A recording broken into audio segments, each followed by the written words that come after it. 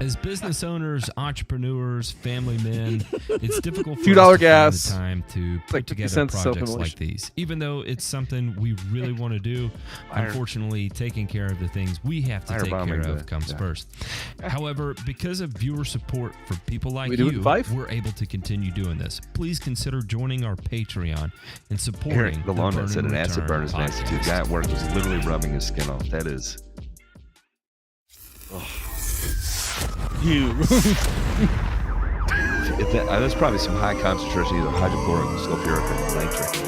If you're rubbing your skin off, my God. You're listening to Burn and Return. I mean, not even hydrochloric. That's probably one-hour sulfuric or nitric. podcast covering news from the agricultural and turfgrass industries. Likely.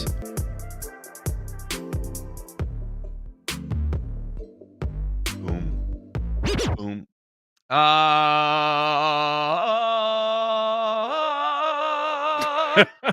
Bum bum.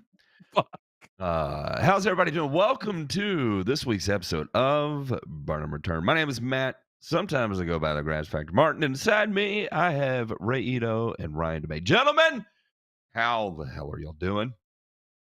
Well, prior to the show and the pre-show, we always have some of those frank and honest discussions that we'll have all week, every year. And tonight we learned the new way that Saudi Arabia and OPEC is going to punish child molesters. So there's that. Pretty interesting. Yeah. We're not going to say how they are, but if you do want to learn how, you can always check out the scene behind the scenes at patreon.com/burn and return. If you remember there, then you would know exactly what those plans are. I hear, for the sake of democracy, they're actually going to vote on it here coming up shortly, because it's 2024 and we're in a constant state of trying to figure out how we're going to save democracy. Ray, how is your coffee? I'm not going to lie, it looks delicious. Oh, that is a cup of very strong French roast. Jeez. Black. Wow. Black coffee. No sugar. I mean, and the thing is that I've literally been doing this for decades now. He's an animal. An absolute animal. Is. He is an animal. I'm not gonna lie. These are what I do, and this is actually from earlier today. And the reason why I'm on Reigns right now is the only reason is that they have these at Sam's. You can get 24 of them for $31, and that is the best deal going for a 300 milligrams of caffeine, CoQ10, B6, B3, B12, and probably a high degree of cancer. Says he drank an Ultra Sunrise about half an hour ago, but those are 160. These are 300s. You drink two of these, and you can see in 3D sometimes, especially if you wait till like after 12, and then you drink two of them. Especially if you kind of suck them down back to back. I mean, it's like lasers are coming out of your eyes. It's one of those where you find yourself stalking your old lady in your own home. And she's like, "Why are you breathing down my neck?" I'm like, "I don't know. I have lasers coming out of my eyeballs right now. I see time in 3D. I'm sorry about that." Oh man. What am I talking about? Anyway, thanks everybody for tuning in. By the way, you can check us out on all of our other shows on all your favorite podcast apps, Spotify, whatever people listen to. We're probably out there. Not just the boob tube. So if you need to be hands free and you're not a YouTube Red subscriber, check that out. Otherwise, we'll go ahead and kick off this week's shows. Check out what's going on in this week's headlines. Oh, during the intro to the headlines, one of the things I'm going to say is that we do have an extended Joe Knows Turf segment today, so don't go anywhere. This is Justin. I stomped all over that right into it. Did you hear that? Man, that was good radio right there. Yeah. Boy, we are getting more and more of these. I'm not going to lie. It's a little concerning to me. Liquid nitrogen fertilizer spill kills nearly 750,000 fish in Iowa River, officials say. Hundreds of thousands of fish. Oh, wait, we covered this originally, right? And, and I thought this is a new one. I was like, wow, 3 back to back to back. That's not good. This is the second one. However, they're starting to get in the body counts. Okay. And this is a scary number. the picture there at the top of this article is scary in and of itself. That is not good. If you are rolling, imagine you have a lakefront property or riverfront property, and you go out and you're going to enjoy your Ray's French roast, and you sit up on your deck and you see this outside, honey. I think you're going to smell it before you see it. I've been around. Yeah, I was just going to say, Matt, you're going to smell this, because if there's something that I never ever want to smell again, it is decomposing fish in any form. I don't. Okay. I mean, I don't. And you know what?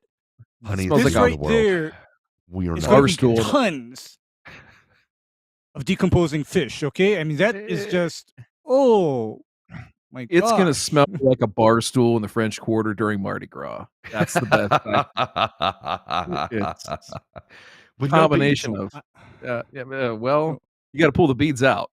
You know, that's don't do it. No matter what they tell you, hundreds of thousands of fish were killed. It likes the smell.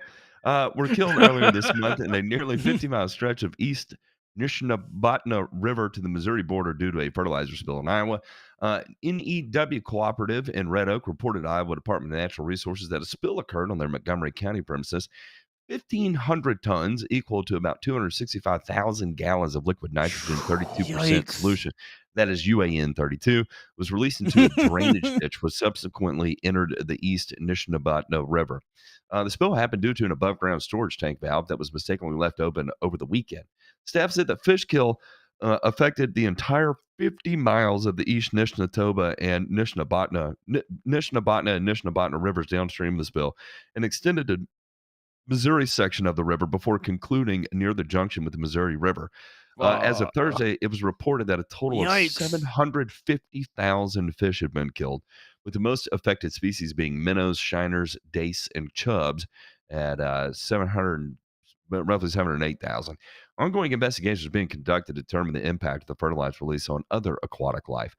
According to the Iowa State codes, a permit is required to discharge pollutants into a river. The DNR is collaborating with its legal department to determine the next course of action regarding enforcement and restitution for the loss of aquatic life. I would not want to be on the receiving end of this fine. I would say it's going to be not a slap on the wrist. And man, that is the idea. The scale of that many fish being dead is hard to wrap my mind around. And then, of course, the other aquatic life too. I'm curious how turtles are going to shake out. I don't know. It is a frightening number. Just on the fish alone. I mean, it's a massive fuck up. But the thing you can say here for sure, the new cooperative is this year's Babe Winkleman. Hell of an angling job there. What'd you use as your what'd you have as your lure out there? UAN. Yike. I mean, that's reminding me of how they're popping on UAN today. Yeah, fishing. 750,000 of them. South Pacific. I mean, what is the favorite lure, Matt? Half stick of dynamite. It is a good one. I was gonna say, DeMay, where I come from, if you did come outside and you saw 750,000 dead fish, you call all your buddies and you announce the biggest cookout that you could ever imagine. There is going to be fried fish for months on that one. That's fine. Hi, Jimbo, tell the boy get on down. We're having a good fresh fry. Something like that. Houston lawn worker goes after robbery suspect with weed trimmer. Oh, we got to watch this video. This is so good. Yeah, let's watch this. Oh, yeah. This is awesome, Matt. Yeah, he's just having a good time. What you can't see is what's happening up the road here. He is making a mad dash, and then a car comes by. So someone was stealing from his landscape truck. And they get out of the car, and I don't know if they taunt him or whatever, but here he picks up a weed whacker, okay? He goes after the car, and then there's one of the guys that got left behind, and then he starts hitting him with the weed eater. Now, another neighbor comes out here, and does he have a pistol drawn on him and says, stay on the floor, stay on the floor? No. I don't know. He was pointing at him, and he was saying, stay on the floor. Now it's getting out of hand. There's people showing up everywhere. There's cars showing up out of everywhere. And he's still I love it. They just show him again going after him with the weed eater. I don't know. I'm going to say I would probably take my chances. Go back to the mug shot with his head bleeding because he took that 095 right to the fucking forehead. You know that. And you know what? My only thought on this is that he's lucky that the guy that he stole from was only using string. Didn't have the rotary scissors. No, that would have been fun. If it were me, what does a 90-tooth carbide saw sound like to you guys? I was gonna say Ray would have a saw on the end of one of his weed eaters and take off the guy's extremities. Sir, you're bleeding and you're getting it all over my equipment. Will you please stop it? Can you get me a tourniquet or something? No. Yard barber would have asked this guy if he wanted him to square around it. Because remember what they do in Dubai and UAE to thieves. Remember what they do. I believe they cut their hands off. Yup.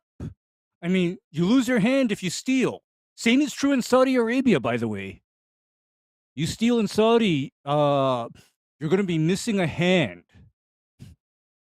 Hey, all in a day's work. Anyway, kudos to this guy. I wish does it name the guy who actually went after him or the name of his company, because this guy needs way more business than is for sure. Let's see here. Does it? No, he doesn't list the name of the business. I will say this though, good also on the news for actually naming the criminals. There are certain. The reason why I say this is that I have an international house. My wife's from Japan. And one of the things that I've noticed is that men who are convicted of sex crimes, the news will hide the identity of those who committed the sex crime. But whoever reports them for the sex crime, they will release their identity. It's backwards, right? They will not protect the identity of those who come forward, only the criminals. And so every time I see this and it does name the suspects and it puts them on display, it does give me a nice sense of relief to know that we still are not prioritizing the criminal in this country. So to hell with these people. Yep.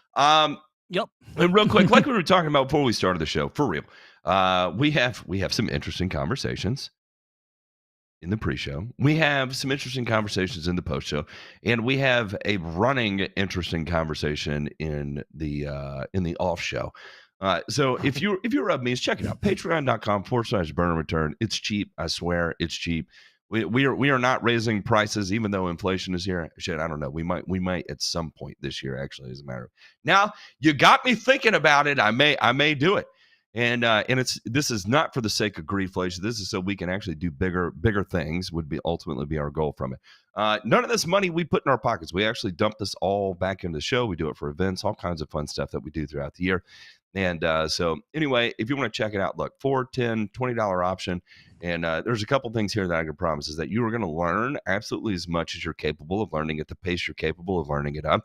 And you'll have the opportunity to do better and be better in just about every facet of your life. Even if you have your own individual skill, bring it to the table. I guarantee you there was someone there who will benefit from it, thank you, and reward you for it.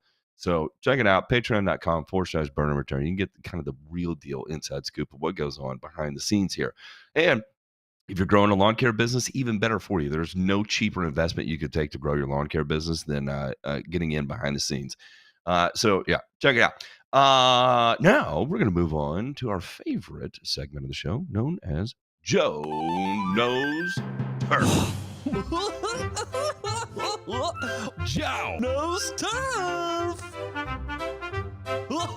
Hi, I'm Joe. I'm going to give you a bunch of accurate turf facts today because Joe knows turf. I sure hope Joe is doing good. He's been a while since, he's gone through those 7 stages and, God willing, he still finds his way in the comments. I know he's watching. Joe, if you're out there, I don't think Matt still likes you, but that's okay. Hi, Joe. Okay.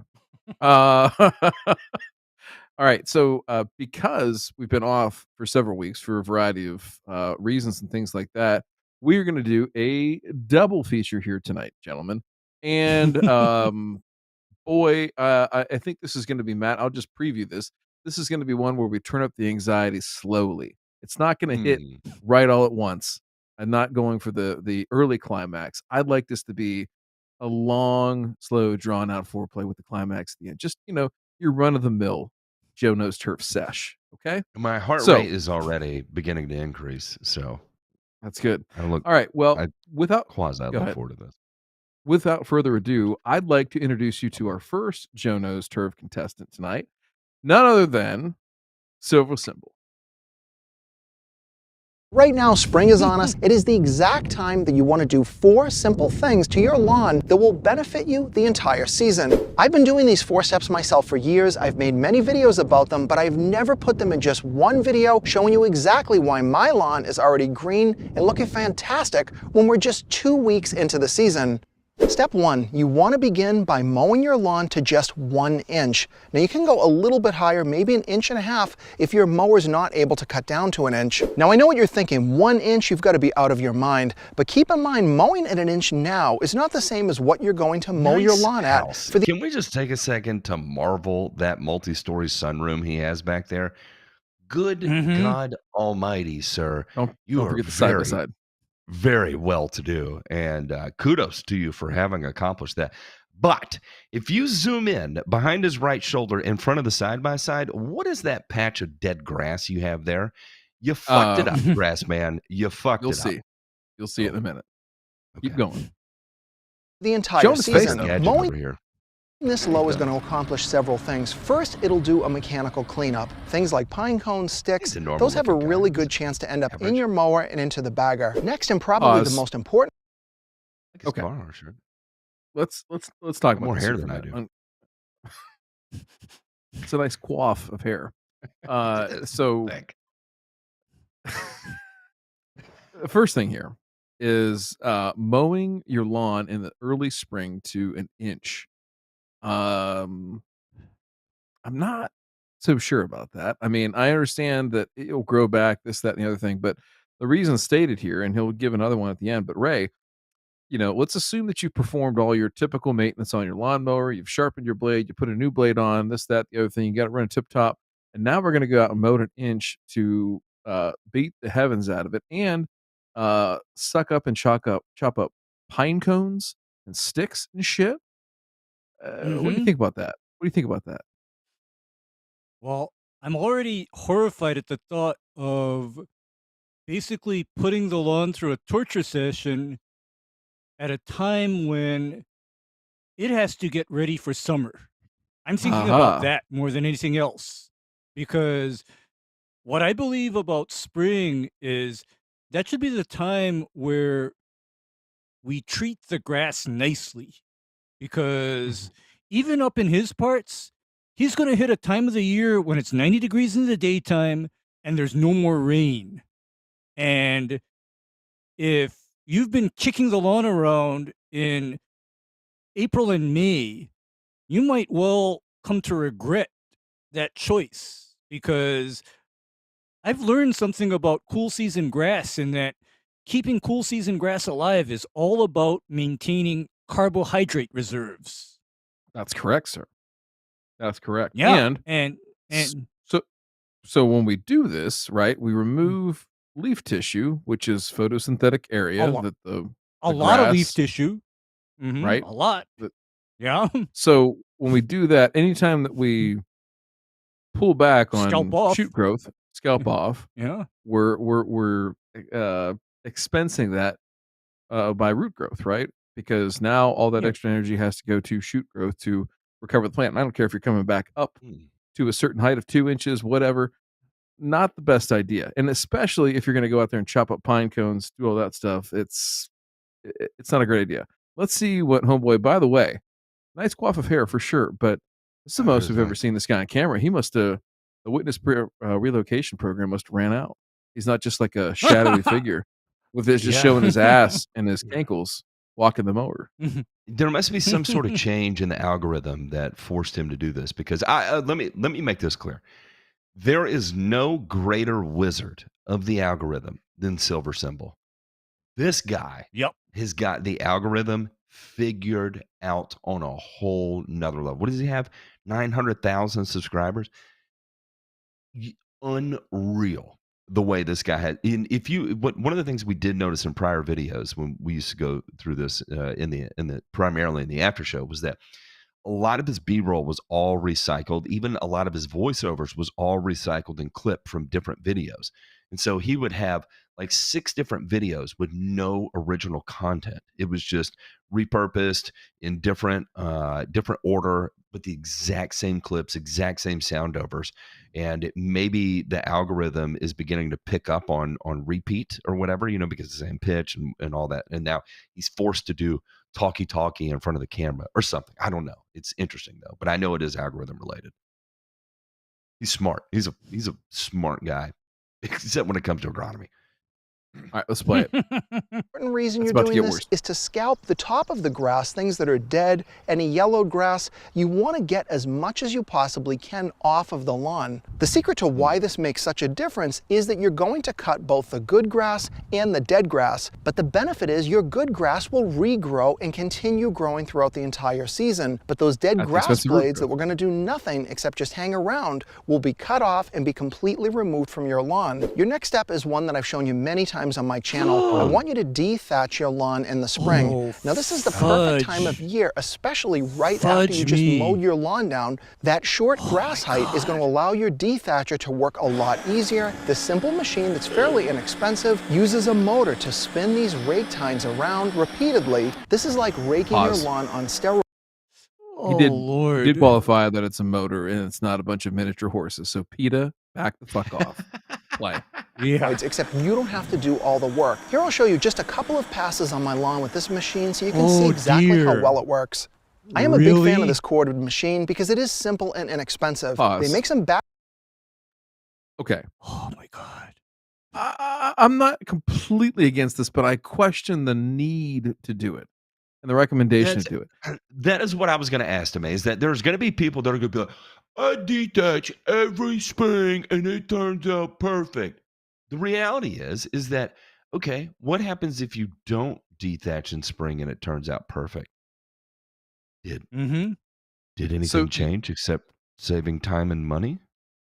Now he says he's going to time and money. Go ahead. Yeah, save time and money. And you know what my knock against dethatching is? It does more than take out the dead grass. This is Sheila with the cat o' nine tails on another level to the grass. Okay? This is a brutal procedure because you're taking metal tines and whipping them through the grass. And you're not only tearing out the dead, but you're also tearing up the live. Now, what does the grass have to do once you've torn it up like this? It now has to regrow. Yeah, now it has to regrow.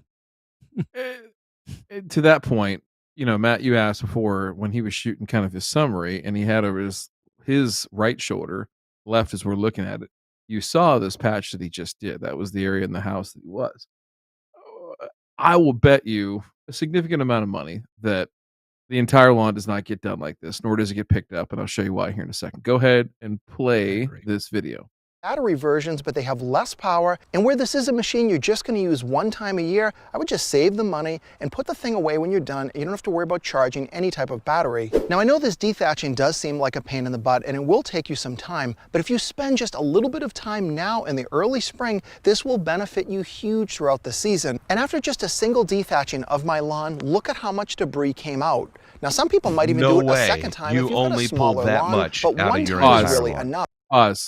Now, a couple things on this. One, that's to like do a lawn maybe his 1,000 size, square feet. Yeah, to do a lawn his size, it would take literally days and days to not only actually walk it with a little walk behind chintzy 18-inch battery powered unit, right? But the volume of material that you would create as a part of that, right, would be something on the order of what's in this pile here, which might be maybe a cubic yard, maybe. It would be probably closer to like probably not even a cubic yard there. Probably 20 to 30 cubic yards easy. And I can tell you that pulling off, doing verticutting and stuff like that on big acreage, what he would turn out. The other thing too that's interesting is Timothy Bluegrass, if you're of Ron Henry ilk, has mentioned that this is recycled B-roll from another project or another video that he did before. This isn't actually, because look how yellow this stuff is. This has been sitting there for a while. It's dried out. It probably smells like a bar stool at Mardi Gras in the French Quarter. That's funny. Oh wow, yeah. That's ouch. Time's up. It's over. It could well be. That, actually, Jesse, I will counter that, and I will say that it's probably just what was stuck in his teeth after a cunnilingus session. But let's keep going here. The other reason this saves you money is that putting down products like fertilizers and maybe other chemicals will not do nearly as good of a job if there's all kinds of junk in your grass. But the secret to why my lawn is already looking... Okay, so he's saying there that if you remove all of the debris, right, the spoils that would come from dethatching, that is what's going to prevent your fertilizers and or your pesticides from working. DeMay, let me ask you a question. Does lawn debris affect the solubility of fertilizers? No. Then how in the fuck will removing it have any effect whatsoever on a granular fertilizer's efficacy? It won't. Okay. And from a pesticide standpoint, the things that we worry about the most, right, are products that need to go into the soil, pre-emergence and insecticides. So Ray, can you maybe break down just very quickly the difference between the debris that is on the top, right, and the organic matter that is at the thatch interface layer that's going to actually absorb molecules of active ingredient and potentially slow it down, right? The difference between these two substances, if you will. Okay. The so-called debris on the top of the lawn is essentially undecomposed grass clippings and grass stems. But make note of that.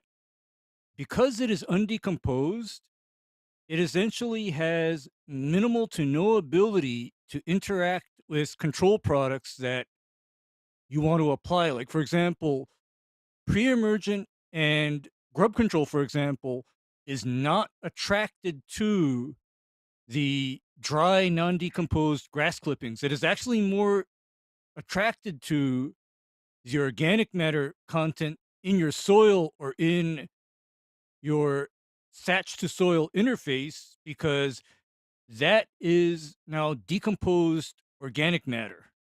So there's a big difference in terms of how much each thing is attracted to various lawn chemicals. And the other thing is that if you are watering sufficiently, all of that pre-emergent or grub control will get down into the soil where it needs to be, regardless of how much loose debris you have on the surface. I hope I, gave a good explanation as to why that's a fallacy. Totally accurate there. So, okay, now let's let him go about fertilizer. Let's hear about this. So good after just a couple of weeks of spring is because I fertilized it immediately after I was done dethatching. Now there are many good fertilizers on the market, but last year the Andersons reached out to me and they had a brand new idea for a fertilizer that they wanted me to test out. But this fertilizer is unique because it's essentially 3 different products in one. You've got the nitrogen type fertilizer that you'll see in other products, but then you also have a combination of biosolids. This is something you've often seen in products like Milorganite and other organic fertilizers. Additionally, you've got a little bit of iron in there to give you a really good green up and make your lawn look awesome. And then finally, you've got those micronutrients. Now you could certainly buy all these products separately, but most people really don't want to do that. They've got 3 versions of this that I think will... EcoFusion in 1105 would buy... Guys, this is revolutionary. Do y'all see this? I've never heard of this. Man. This has not been a staple of every fucking distributor for the last 20 years. Not at all. And Right, not at all. And JPEG is all on this. Over under now, Matt, that this product is probably going to turn Silver Symbol's property into a Superfund site. Over under. And the reason why it's going to turn his property into a Superfund site is because what happens when the environmental department goes, sampling and whatever, and they find high levels of PFAS? Oh, I can't then wait. What? All right, look here. We have iron oxysulfate. No, forgive me. Sodium nitrate? We're using sodium nitrate as a primary source? Yay! Love it. Hey, everyone in Texas, in California, New Mexico, and Arizona, buy all that you can afford, second mortgage your house, and please start applying this to your property, and let's all fucking laugh at what ends up happening. By God, this is fantastic. Okay, second thing is, let's look at these micronutrient derivatives here. We have iron oxysulfate, copper oxysulfate, zinc oxysulfate, manganese oxysulfate, biosolids, and ferric oxide. Okay, hey, Dr. Shaddix, forgive me, wasn't paying attention a whole lot. Did you happen to cover oxysulfates as micronutrients for, I don't know, and oxides maybe like an entire month? It's absurd. Yeah, an entire month. Absurd. And one more thing. This product also has potassium chloride as its K source. Now, here's where I'm going to be fortunate in that I will likely never see this damn product. Sulfate and potassium chloride, so here's and hang on. Let me explain why they're being funny about this. Right? Notice it has 3% chlorine, and it only has 5% soluble potash. Right? Yeah. So that means that the majority of the potassium in this product is actually potassium chloride. And that is because of the chlorine content. Yeah, the high chlorine content. And you know what I was just going to say is that... Notice they don't list sulfur on the label either. Yeah, because there's probably not enough sulfur in there. And one more thing is that I'm probably lucky that due to the biosolid content in this product, I will never see this garbage in the state of Hawaii. I won't see it here. Notice it's less than 0.5% water insoluble nitrogen. No, Ray, what is the analysis of straight sodium nitrate? I think sodium nitrate is.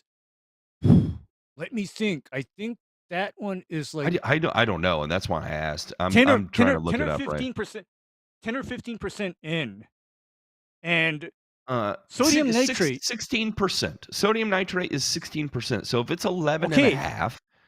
That means the majority of this is derived from sodium nitrate. There's very, very little biosolids in here. Yeah, there's just enough as a filler. But then, in the meantime, Matt, do you know where you typically see sodium nitrate as fertilizer?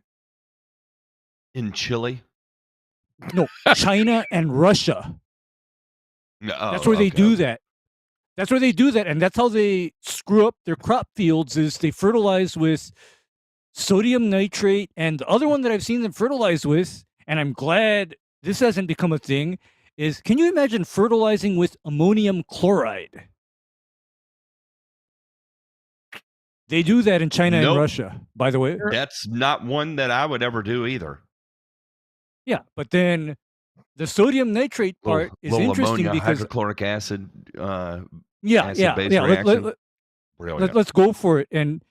But then I looked at that sodium nitrate and I thought, wow, is Anderson's getting desperate? I mean, are they really getting desperate? Because, Matt, in another time, I only saw Anderson's products on golf courses. In another time. That's the only place I ever saw Anderson's stuff. I don't know if I think they're desperate. I think they are sitting on goods that they have no idea what to do with. And they're like, this inventory is past its prime. We have no usable market for it. Let's repurpose it in the homeowners. We'll contact Silver Symbol Doc and Ron Henry to get it out of our fucking warehouse so it's not occupying prime real estate. I honestly God believe that. I think so too, because could you imagine a golf super being asked to apply sodium nitrate to his greens, and what his answer would be? I'm sure we have several listening right now, and if not, they will at the release of this. And yeah, let's do that. If you're a golf super or assistant super, reach out to us about your thoughts on applying sodium nitrate anywhere on your golf course. Yeah, I'm dying to know, because I already know my answer to applying sodium nitrate to turf grass, never mind potassium chloride, and my answer is always never. Nope. Never. All right, let's let him play this. Let's go. You need this fourth tip. You need this fourth tip from him. You got to get it. It's badly crucial. Fit most people's needs. The first one is called EcoFusion Natural. This is the most organically or ecologically conscious fertilizer they've got. Next is my favorite, and the one I've been using.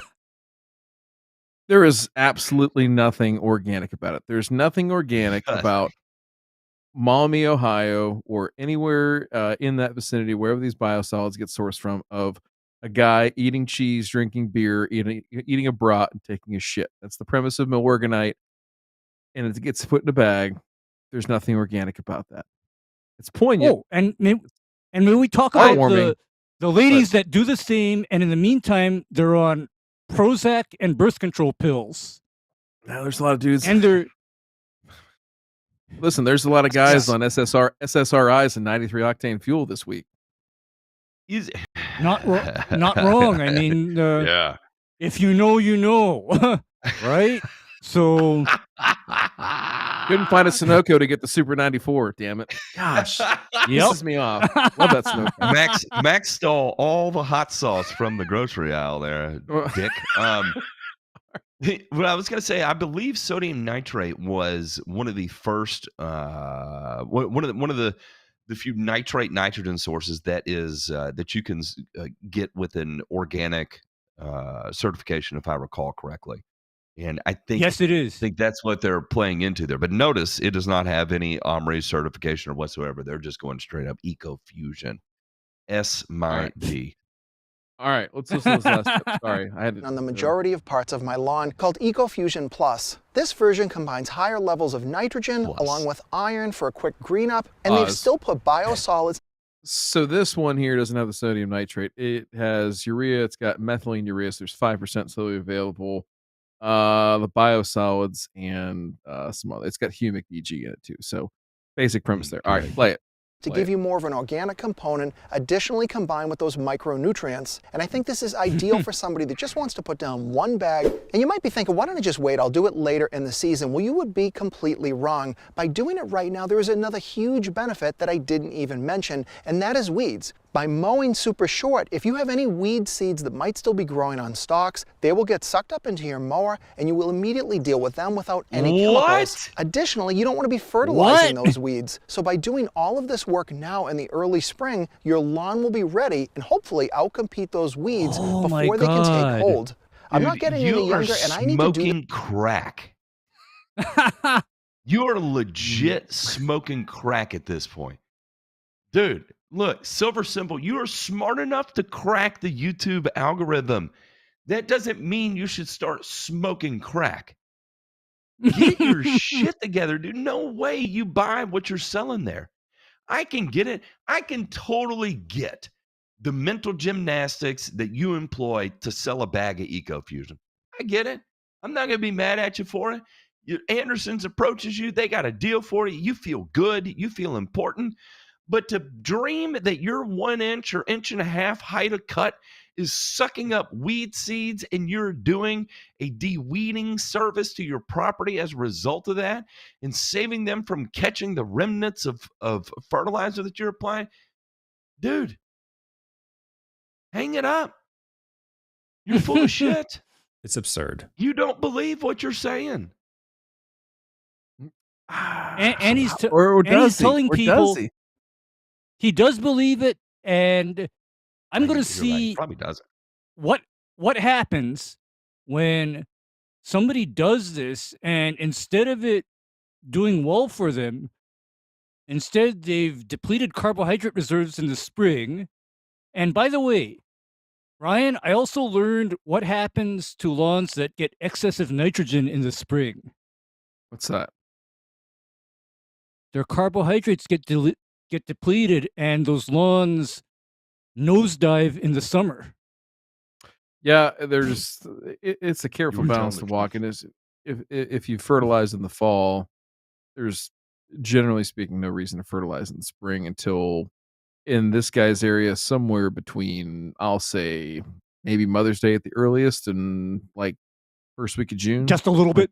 Just a little bit, right? At that. Just a little sprinkle. I mean, we're not talking about throwing it down because my understanding of the cool season fertilizer calendar is your important time to fertilize is after summer, not in the spring. So, with that being said, Thanks, all right, DeMay. that's what I'm here for. Now, that was number one. Now we're going to go to number 2.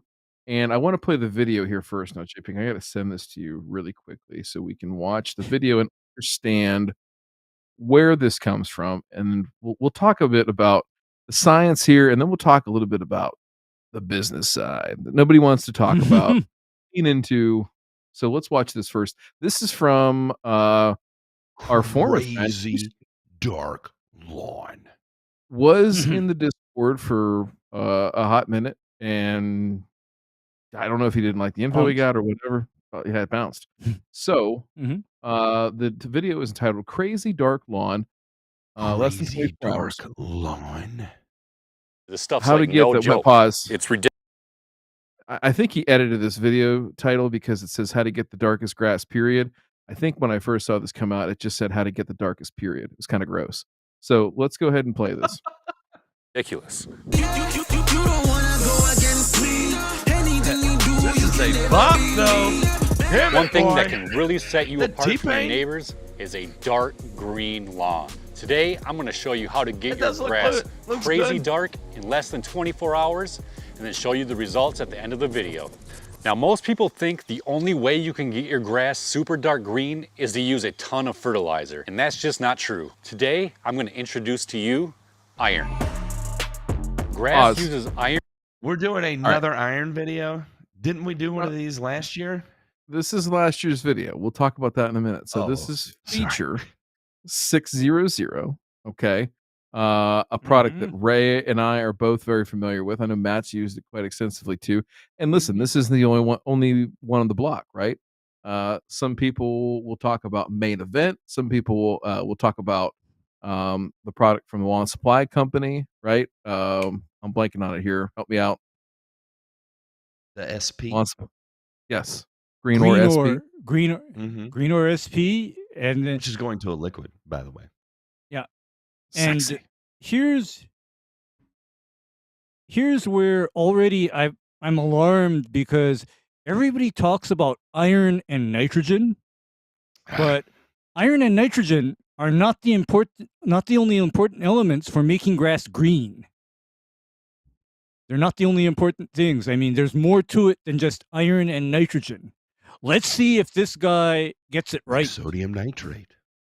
Iron to create chlorophyll, which ultimately gives your grass that green color. A technical diagram illustrates the action of iron working on growing plants. When you use the right amount of iron, it's going to turn your grass super dark green and make your neighbors envious. Hey man, your lawn looks great. Did you get it so dark? Oh, God. This is terrible. Now, if you notice that your grass is super light green or yellow, it could be from a few different causes. 3 of those causes could be lack of water, lack of nitrogen, or disease pressure. Now, if you can take out all of those, the last thing it could be is chlorosis, which is a lack of iron in your grass. You'll know your plants have iron deficiency when you pull a leaf and you'll see that it's a light green with a dark green vein running through the middle of the leaf. This plant needs iron. And the application I'm going to show you today is ultimately going to... Or just to lower the pH. Stop there, because it is not only iron that will cause that venal chlorosis. It's not only iron, right? I mean, because let's see what else can cause venochlorosis. Manganese will cause the similar appearance. And here's another one for you guys. Sulfur. Sulfur will also cause chlorosis too. Holy shit. So, is this guy just literally blowing smoke rings into our rectum? Yep. Oh. Tastes like Marlboro. All right. I was never a Marlboro man. I'll be honest about it. Fix that. Joe Camel? When it comes to applying iron to your lawn, there's two different ways. I did smoke Camel for a little bit. Granular or liquid. Mavericks. I love Mavericks.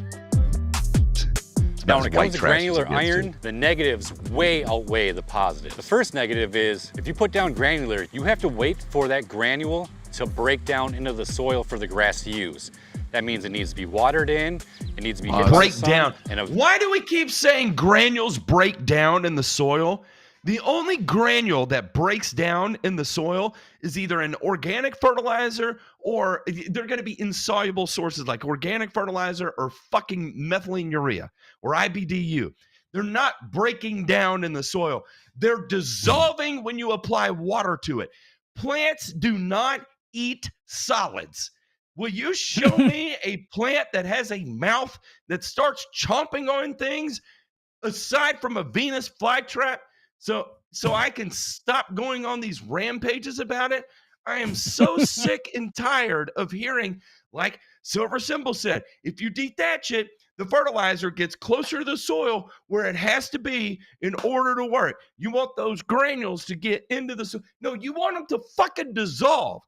Plants take up liquids. When you water in a granular fertilizer, it dissolves in water. And then what do plants do? They drink fucking water.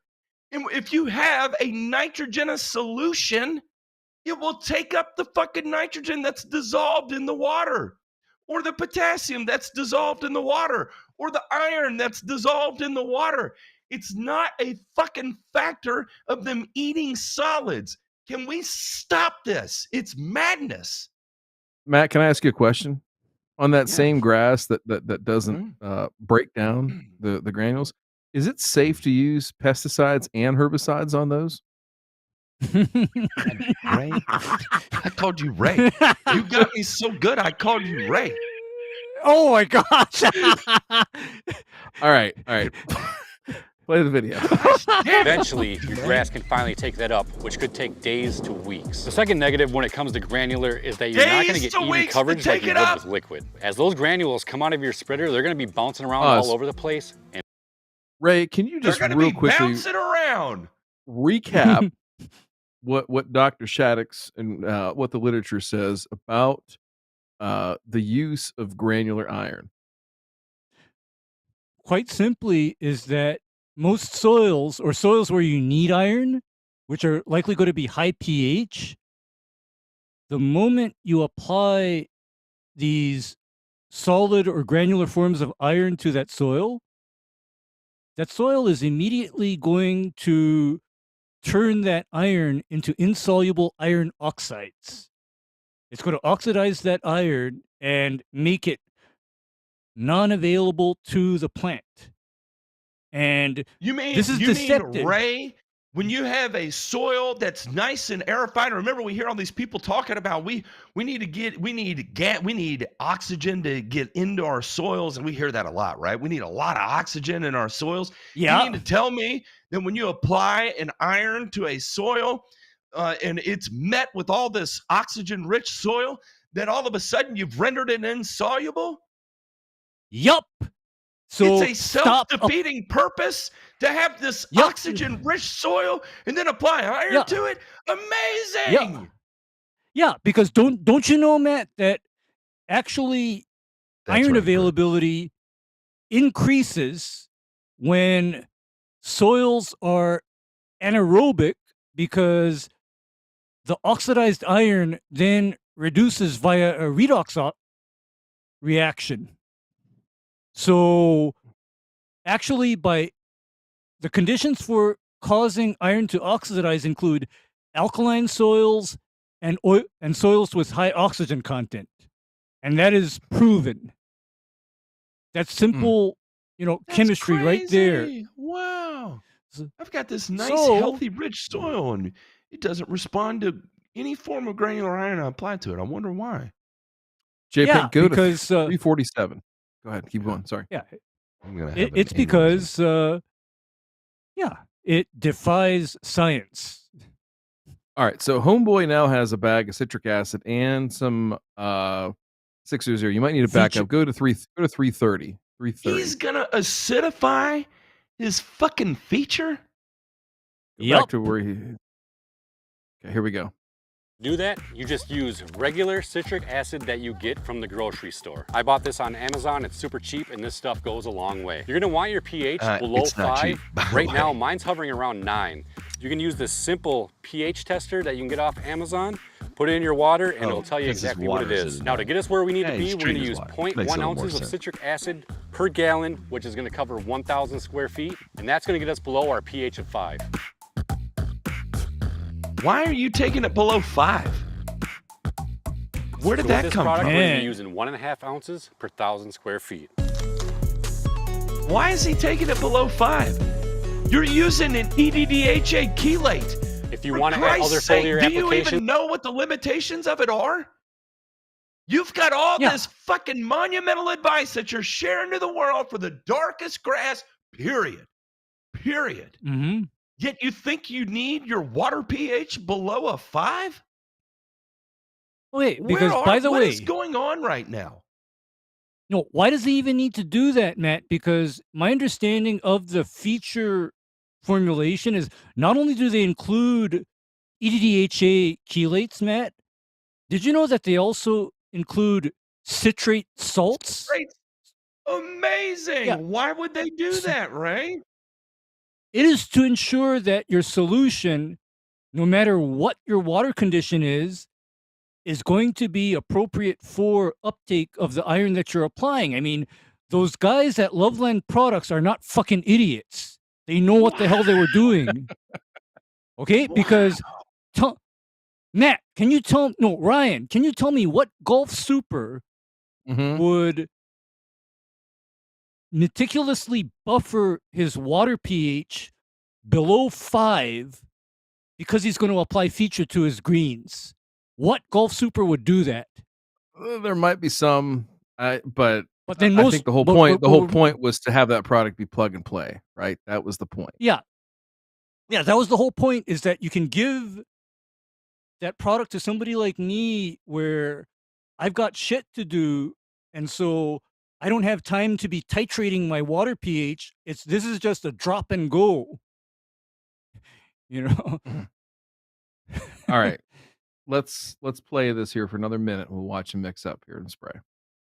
Like PGR or urea, you definitely can do that. Just make sure you do not add more than 0.2 pounds of nitrogen per 1,000 square feet. I don't know. At least, please, God, and I'm not gonna roast you for this, but at least take the fucking label off, man.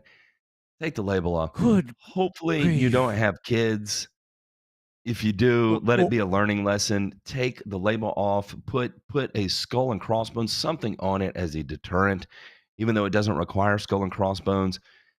Just don't use a water bottle, period. Do not use a water bottle. Find a separate container. Don't do that. Please, God, don't do that.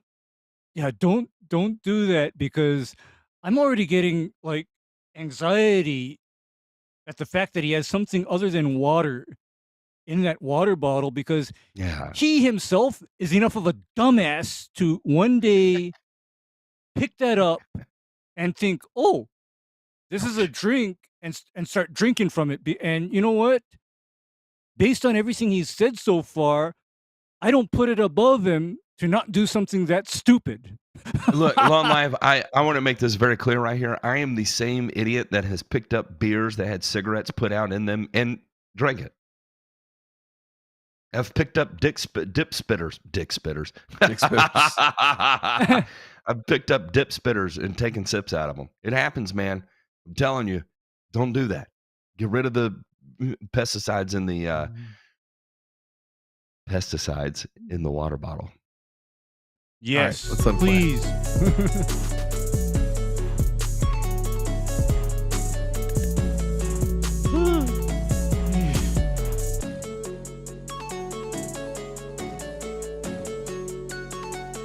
Good Lord.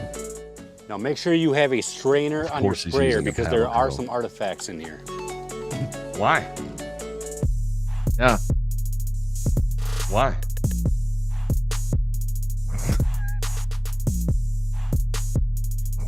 Respirator on?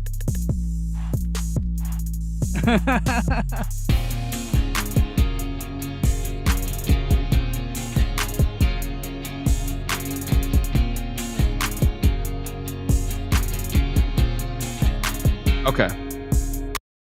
So he applies the feature. All right. So at the time that this video was made, there are other competing products. Can we real quickly talk about why feature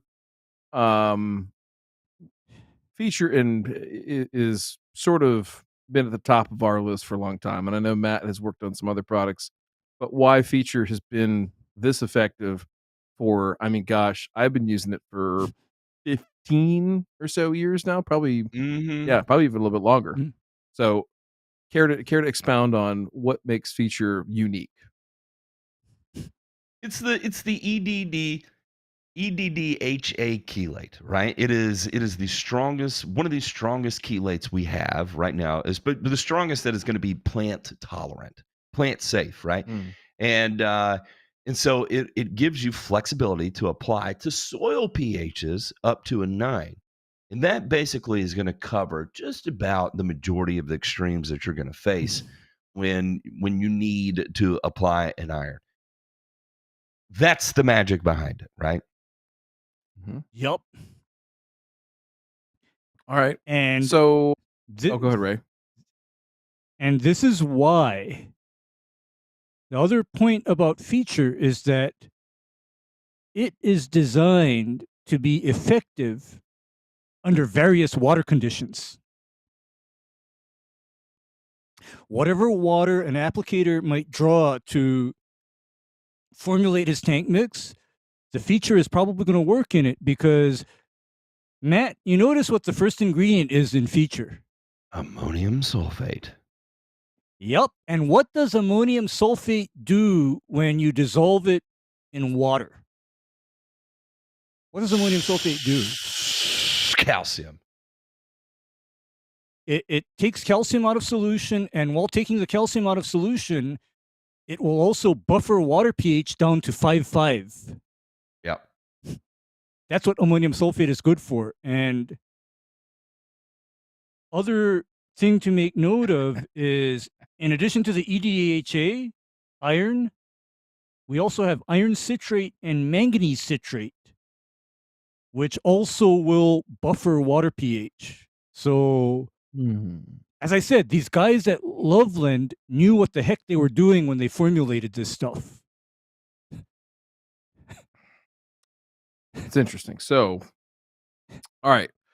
So we got a really good product here. In the original video it was put out, it was linked to a website called www.iwantfeature.com. And great website, very simple. They sell one product alone. They sell feature. And if you want it, they have it.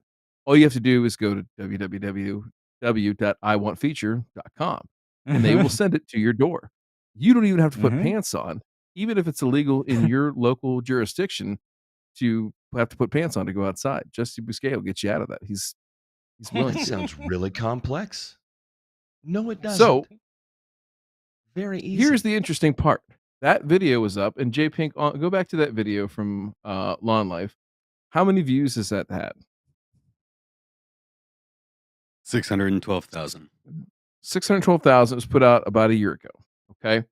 So, J Pink, go ahead and cut over to that screen grab that I sent you, and let's take a look at this and see. All right. So this is Lawn Life. God. Reaching out to the folks at I Want Feature. Okay. And they asked us about this. This is Lawn Life speaking in a DM. Hey, man, do you have any interest in drop shipping for me if I sold your product on my site?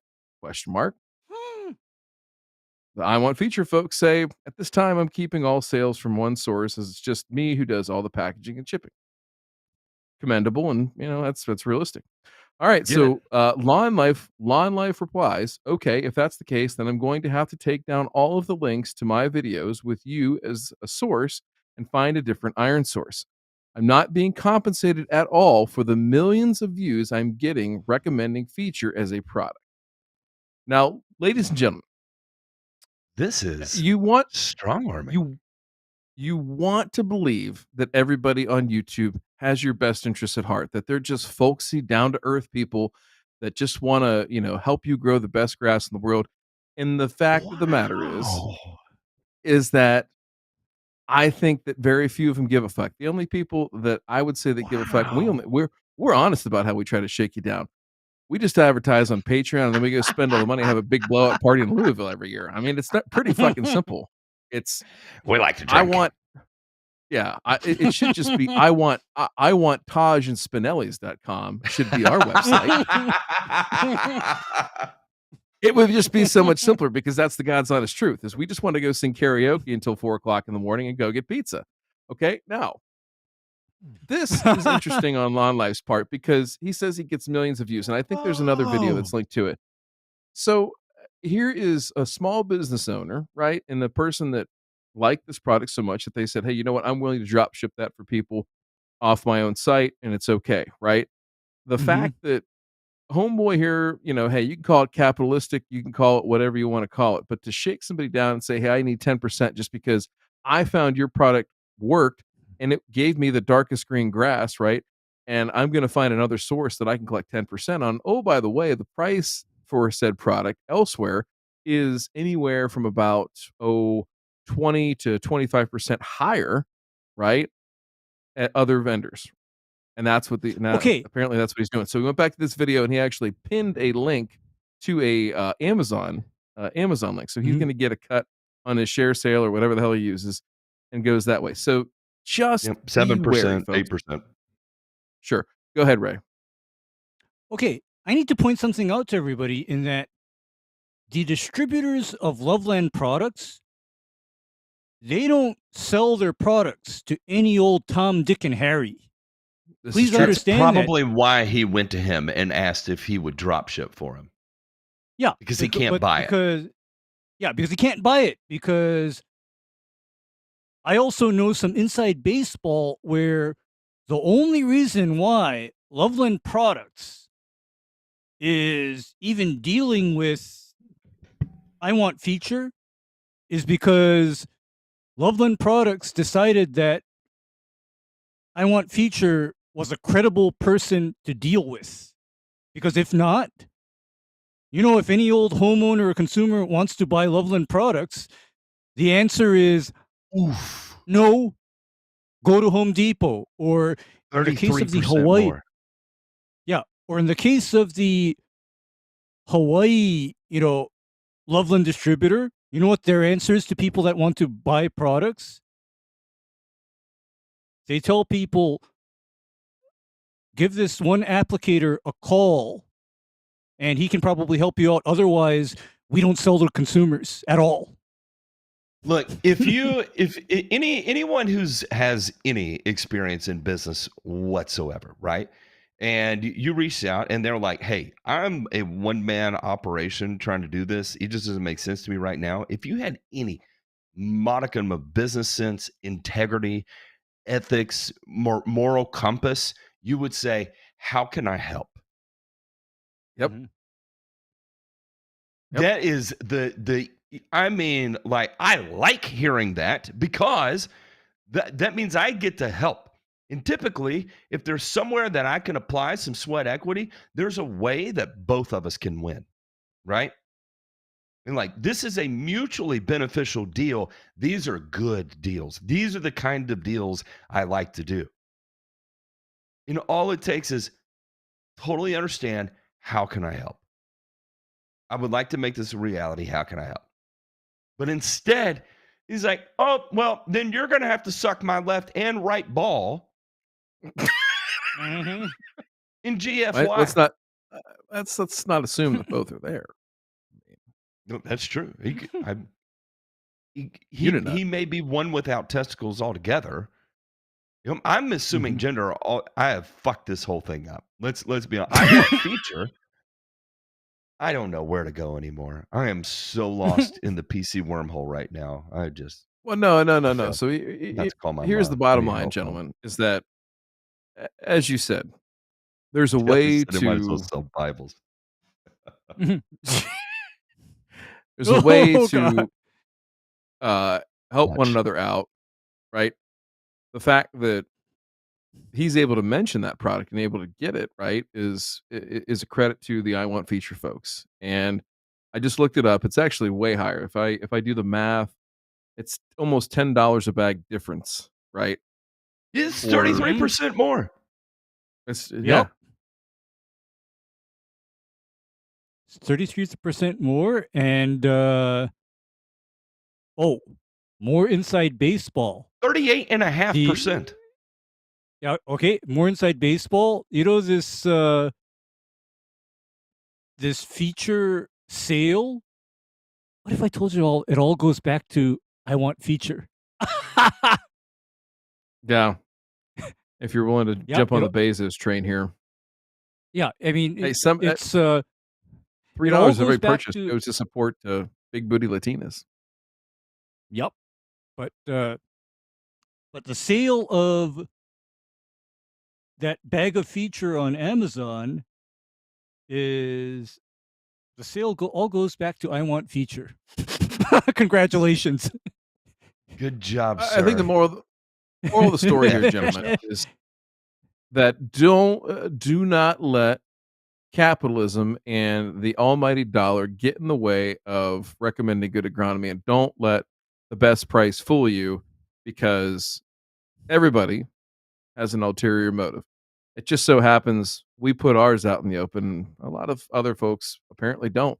Have to do it behind DMs and trying to threaten people and coerce them into doing something they don't want to do. So remember that when you're watching the most heroes. Important is do not be a piece of shit, and do understand that the majority of people that are going to approach you with something are pieces of shit. Okay, so you know.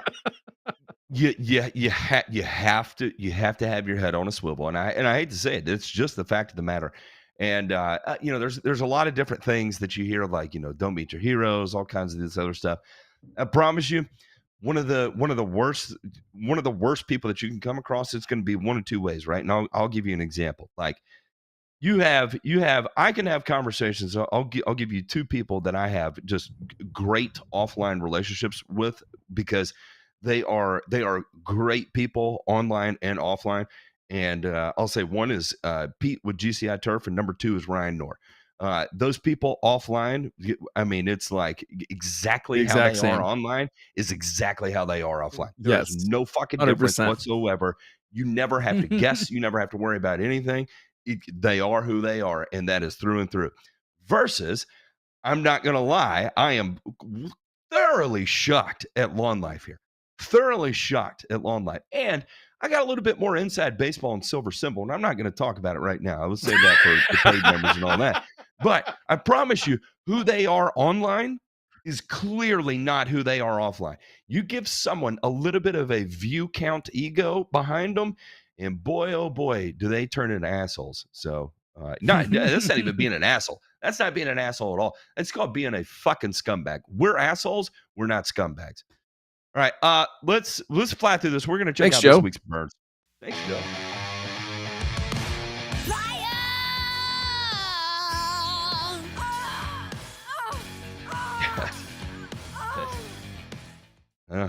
It was Sheila reacting to this next article here.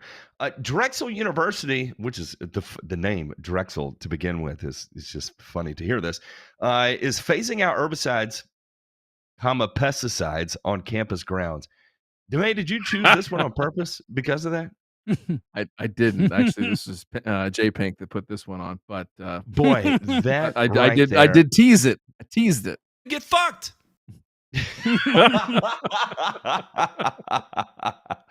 J Pink with the clutch sounder there.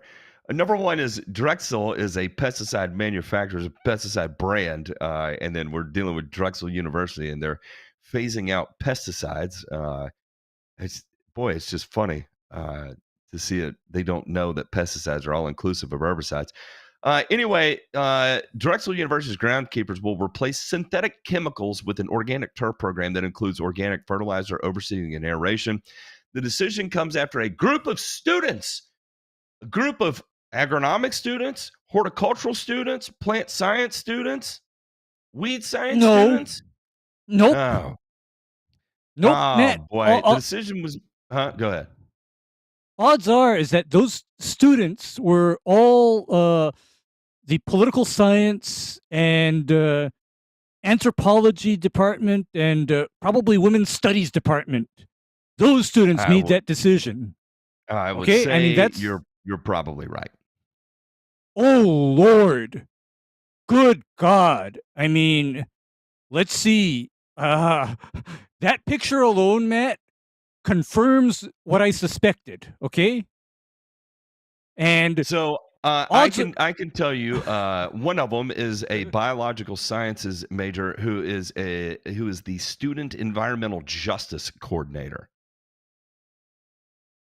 Okay, and I'm going to be even worse in that environmental the two gentlemen are probably women's studies majors. Ah! Boy, I had some jokes I wanted to go with there. I am not going to do it though. Landscapers say organic fertilizer doesn't directly eliminate weeds, but it helps with turf health. The healthier the grass, the more likely it can keep weeds out. Yeah, that's for sure. Tony Gale says he feels more comfortable, who is the director for grounds at Drexel University. He feels more comfortable using the safer alternatives in such a populated area. We used to use herbicides early on Saturday mornings. It was very quiet around here.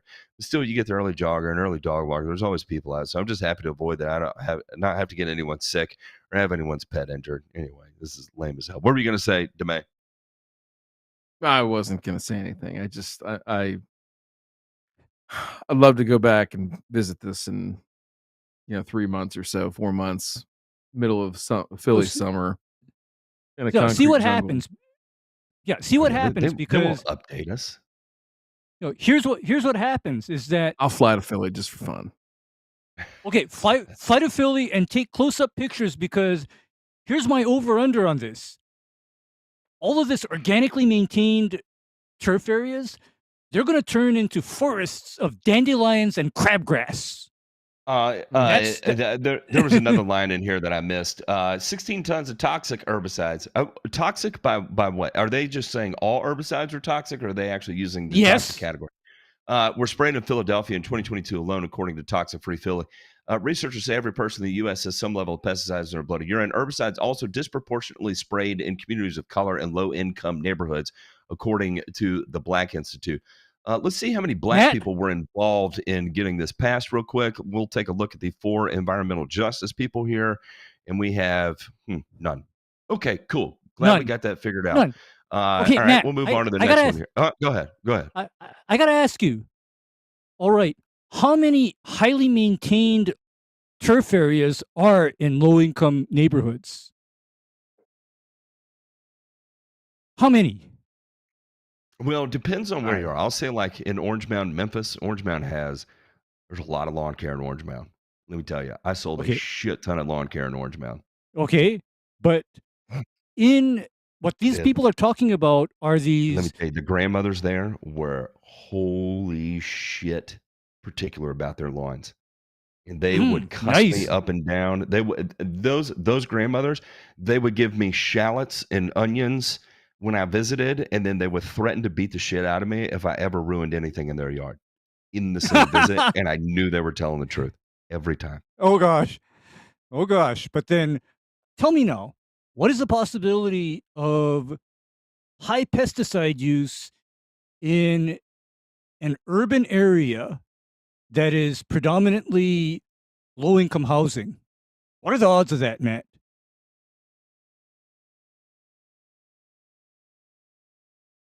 I'm sure the students of environmental justice have that all figured out, Ray, right? They keep because they otherwise keep a pulse on the black community real well. Otherwise, this sounds to me like a whole bunch of bull. Okay, this sounds like a whole bunch of bull crap because I keep on hearing about how pesticides are somehow a racial and economic inequity type issue, where I know fudge well that most of the pesticides I see being used are in these multi-million-dollar properties where I do not want to see a single nutsedge in this lawn. You understand? I mean, that's that. Boy, let me tell you, in the show title thread on the Discord, boy, there is some really funny stuff going on there I can't talk about on here. But today, I'll just say this, we'll end with this, that today I learned that that pesticides are racist. So next time you make your pesticide application, wear a kente cloth, go on one knee, and bow your head because you're participating in it. Orange County residents say weed-killing chemical sprayed in their homes is making them sick. Residents in Aliso Viejo are speaking out against local officials, saying that herbicides are being sprayed in their neighborhoods are making them sick. They've been complaining about the chemicals for months. However, the community association said there's nothing to worry about. Said the chemicals have caused her to suffer a variety of symptoms. I have headaches, rashes on my face and arms, and chronic fatigue. It sounds like COVID. The group is greatly concerned about the chemicals' lasting health effects on locals. The herbicide called Cheetah Pro was recently sprayed at Canyon Valley Park, which is located by, well, maybe it was. Cheetah Pro, which contains glufosinate, safer than glyphosate, right? Carries health warnings similar to Roundup, a glyphosate-based herbicide at the center of more than 100,000 lawsuits nationwide, resulting in at least $11 billion of payouts to cancer patients. I actually had a toxins test, and it was very clear the herbicides were extremely high in my system and causing my illness. Do what? She had a concentration of glyphosate, not glufosinate, glyphosate in her urine that was 18 times greater than 95% of women her age. The Association of Landscape maintains hundreds of acres of public parks and green spaces in the city where Cheetah Pro is likely used. Okay, go ahead. Okay, Matt, I know a likely source of glyphosate in these kind of people. And you know what that source is? All of their vegan food, okay? That's where the glyphosate is coming from. Okay? It ain't coming from what is being sprayed because, by the way, do you know what would happen if glyphosate were applied in a manner where people were going to be exposed to it? Do you know what would happen? Every bit of plant life downwind of that application would be fucked. Because glyphosate is a non-selective herbicide. So as with glufosinate, if you're inhaling that much glufosinate, everything in its path is applying going to be dead. Yeah, it's going to be fucked too because glufosinate is similarly glufosinate is a little bit worse because glufosinate is more like a contact herbicide in that everything it touches is brown. But the funny thing here is that the lady is saying that the glufosinate they are spraying is what has caused all these problems with her. She has a toxicology test done, and her system is high in glyphosate, not glufosinate. And so she goes to the community association and is like, see, the Cheetah Pro you're spraying is killing me. Look at the glyphosate in my system. Ma'am, this is a Wendy's. We're spraying glufosinate. It sounds like glyphosate, but it's not. It's glufosinate. It's glufosinate, and as I said, Matt, the only source that I can think of for that much glyphosate in a human is vegan foods. Okay, that's my only likely source because children, do you know what cover happens? Your ears real quick. Eat less vegetables. Eat more pussy. Eat more tacos. There, I said it. Tacos. Let's check out this week's returns. I'm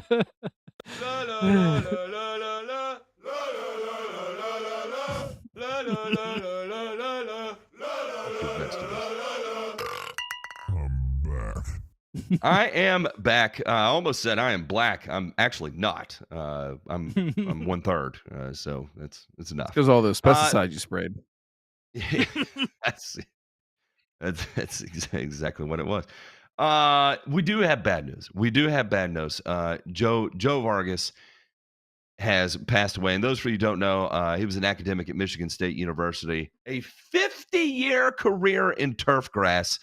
And I don't think there's too many people that have not come across him in some form or fashion.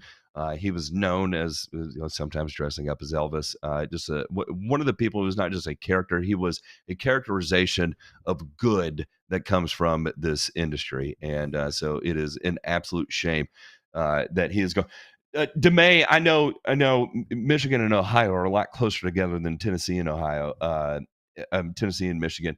Do you have any memorable interactions with Joe Vargas? I do not. And that's the only reason I asked. Yeah, he'd come to our show several times. In fact, just this past year, 2023, prior to his retirement. So he just retired here, not more than a couple months ago, about January, February time. He officially retired. So he was there at our show. I actually went up to the Michigan show this past January, and it was kind of a big farewell for him, kind of leaving the faculty and everything like that. But very much kind of his own person, his own scientist, where he challenged a lot of the things. I mean, one of the things, and I'd encourage anybody that has any interest in turf pathology, right, to go back and listen to some of the podcasts and some of the things he's been on. But, at the time, the thing that people pushed back on him a lot about 40, 50 years ago was spraying fungicides on turf grass, right? Specifically, labeled fungicides and not like, cadmium or arsenic or something like that, Ray.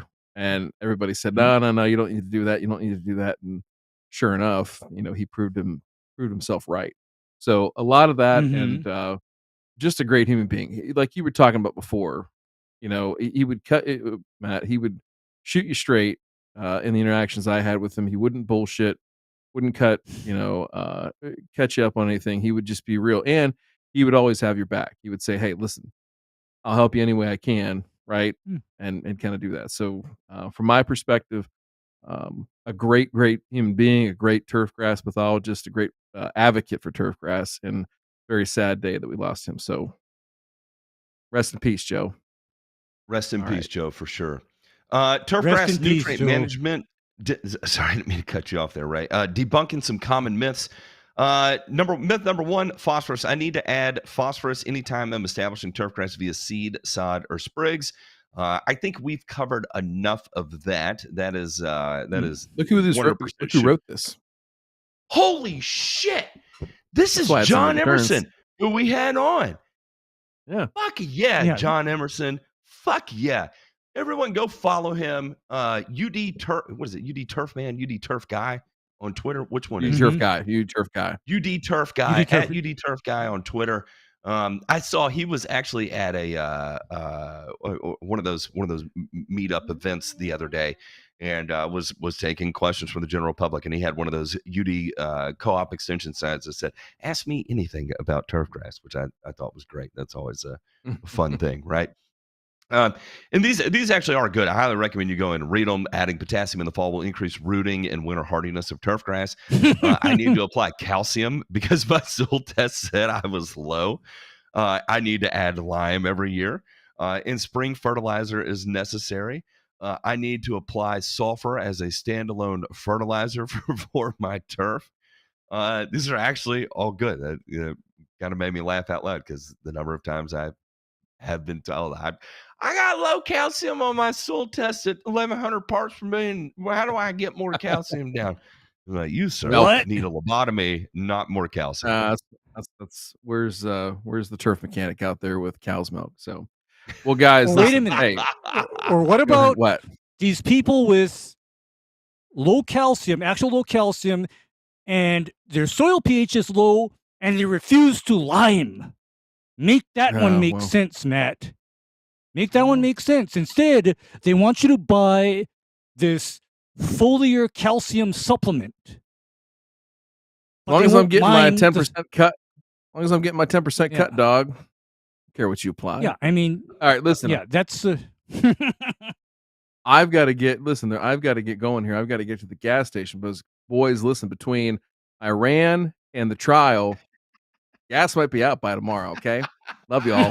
Bye. Bye. Bye.